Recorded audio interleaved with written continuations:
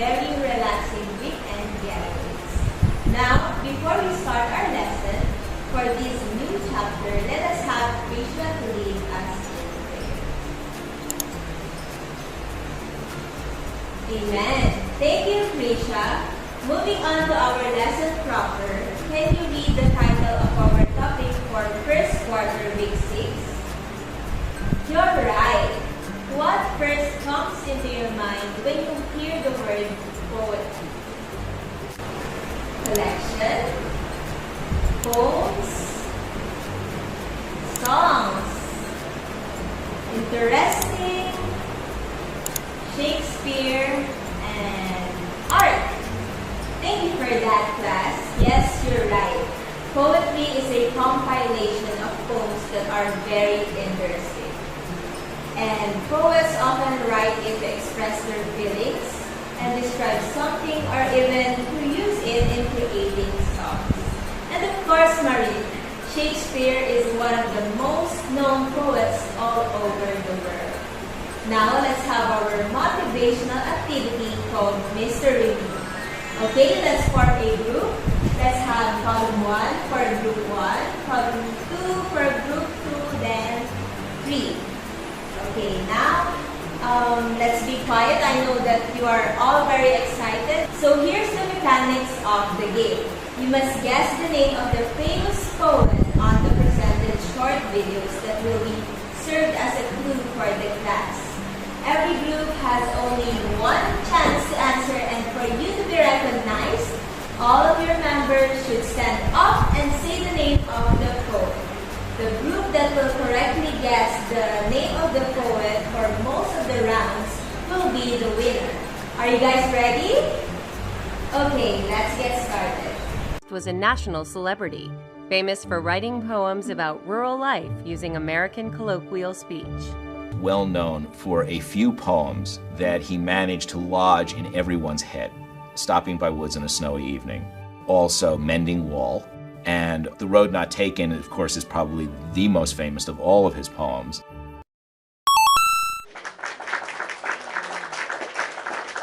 He wrote a poem called Lady Geraldine's Courtship, in which she praised Robert Browning and his works.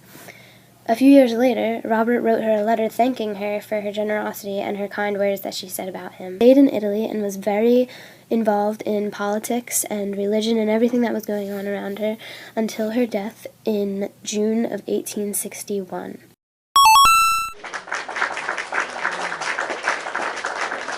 She was an unbelievable poet as well as civil rights activist and memoirist. Her famous work is I Know Why the Caged Bird Sings.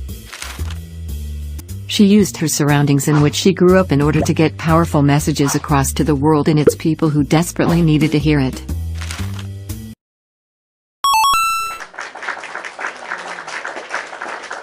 Well known, the Bard was an English author of famous plays about a lot of different things, and he lived during the Elizabethan era. But his plays are still performed today and amaze audiences.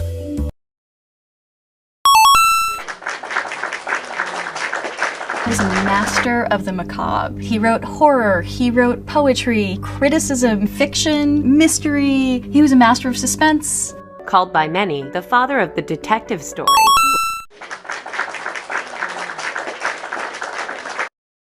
Thank you so much, class, for your participation. Let's give our hand to our winner, Group 2. That's a very good start in familiarizing the names of the known poets in English literature. But we won't dig deeper into that topic because today our lesson is entitled Types of Poetry. Firstly, we have sonnet. Yes, you know what? The word sonnet is derived from the Italian word called sonetto, which means little song. Traditionally, sonnets is made up of 14 lines, which typically have a rhyme scheme of A, B, A, B, C, D, C, D, E, F, E, F, then G, G. Moreover, it has 4 quatrains and 1 couplet. Now, let's see this sample of sonnet written by Shakespeare entitled Sonnet 18, Shall I Compare Thee to a Summer's Day? And Any volunteer to read the poem? Yes, Maggie, go ahead. Okay, thank you. So, as you can see in this sonnet reading, sonnet has a rhyme scheme of A, B, A, B, C, D, C, D, E, F, E, F, and G. So, for the first quatrain, we have they and they, with the equivalent rhyme scheme of A for the first and third line. And then temperate, date, temperate, date, which is equivalent for the B and B in our rhyme scheme. And also, for the second quatrain, we have shines. Which word in the second quatrain is rhyming with the word shines? We have declines. So, we'll write it as C and C, and dipped and trimmed with the letter D and D. So, fade, shade, post, gross. Then, for the couplet, we have C and D. So, that is one of the characteristics of sonnet in English literature. Now, moving on to our second type of poetry, we have haiku. So, what is haiku?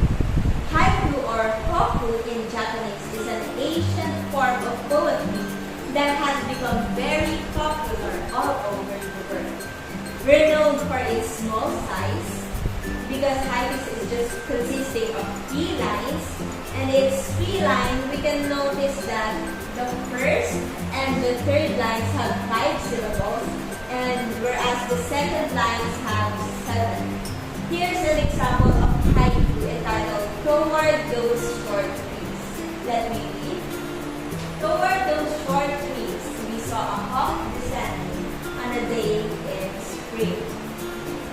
How many syllables does the first line have? Yes, Julie? You're right.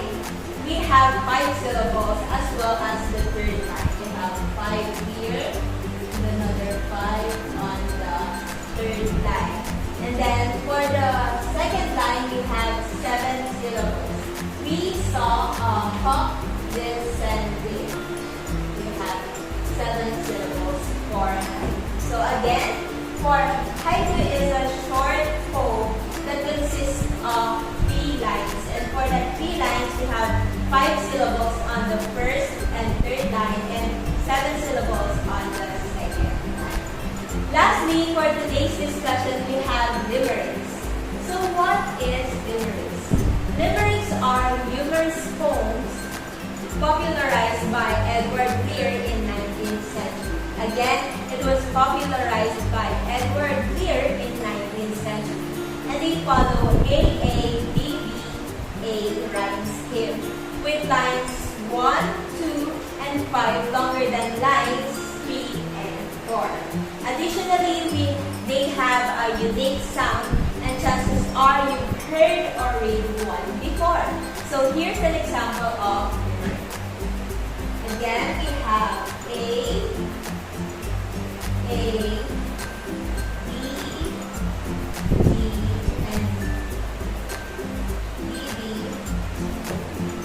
B, right here.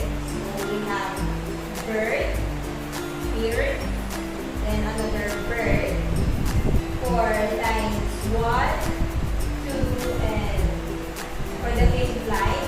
And then we have pen and red for the third and fourth line. And also we can notice that the first, second, and the last line have a longer lines than the third and the fourth line. So that is one of the characteristics of a limerick. That's it for our topic for today. Have you learned something from today's discussion? Very good. That's great. Now, show me what you have learned by supplying the needed information for these figures. This will serve as your exit pass for today. Get students, for your homework, kindly take note of my instructions. Choose any type of poem to be presented in the maximum of 2 minutes. Then, identify what type of poetry does it belong. After that, choose your partner and plan of how you are going to present it tomorrow. I will give you a rubric for this activity and please review it, for it will serve as a basis of how you will read. Take note that your pronunciation, preparedness, expression, rhythm, pitch, and tone in reading the poem are observed. Any questions? Is my instruction clear? Before we end today's reading, let us open our Bibles and read Romans 15 verse 4. It says, "For whatever was written in former days was written for our instruction, that through endurance and through the encouragement of Scriptures we might have hope." Let us grab any chance to read and understand literatures as we can, for I believe that in any other way we will always encounter such lessons that we can apply in our journey in life. Any other reflection from my students? Thank you, Rizal class. Now let us end our meeting in prayer. Amen. Again, thank you so much class for your participation. I hope that you have enjoyed learning our topic for today. God bless in your next class and see you all tomorrow.